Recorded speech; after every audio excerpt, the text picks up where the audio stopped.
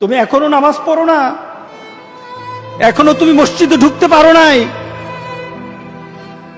তুমি কি দেখো না মসজিদগুলি বন্ধ হয়ে গেছে? তুমি ইচ্ছা করলে আর মসজিদে ঢুকতে পারবা না, তুমি ইচ্ছা করলে আবার মসজিদে ঢুকতে পারবা না। দেখো না অনেক মসজিদ বন্ধ হয়ে গেছে। মসজিদে তুমি যদি ঢুকতে না পারো, তুমি কি দেখো না আজকে যারা মারা যায় তাদের মৃত্যুর পর তাদের কাছে কেউ যায় না। তাদের মৃত্যুর পর তাদের কোনো সিস্টেম ওয়েতে তাকে দাফন করা হয় না, তাকে উচ্ছিষ্ট একটা জিনিসের মতো মাটির সাথে দাফন করে দেওয়া হয়। এ মানুষগুলি কাছে যায় না, টেনে টেনে দড়ি ধরে টেনে দিয়ে তাকে গর্তের মধ্যে ফেলে দেয়, তার কাছে যায় না। তুমি কি দেখো না? তুমি কি দেখো না আমার মাবুদ আমাদের প্রতি রাগ করে আছে?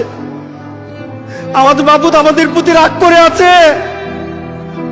আমাদের মাবুদকে আমাদেরকে সন্তুষ্ট করতে হবে, সন্তুষ্ট করতে হবে।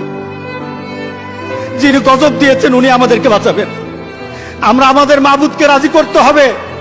আমরা তওবার মাধ্যমে আল্লাহকে রাজি করতে আর চেষ্টা হব। গোটা পৃথিবীর মুসলমান আর সময় নাই, আর সময় নাই। আপনি এখন বাংলাদেশের রাস্তাঘাটে হাঁটেন, এমন পরিবেশ যেন আল্লাহ না করে, জোরে বলে আল্লাহুম্মা আমিন। এমন পরিবেশ যেন আল্লাহ না করে বাংলাদেশের মানুষ ঘর থেকে বের হবে না। যখন ঘর থেকে কই বের হবে তার লাশটা বের হবে, কেউ জানাজাও দিবে না।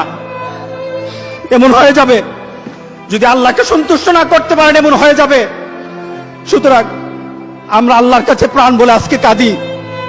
যারা নামাজ পড়ো না, তুমি টের পাও না মসজিদের দরজা তোমার জন্য বন্ধ হয়ে যাবে।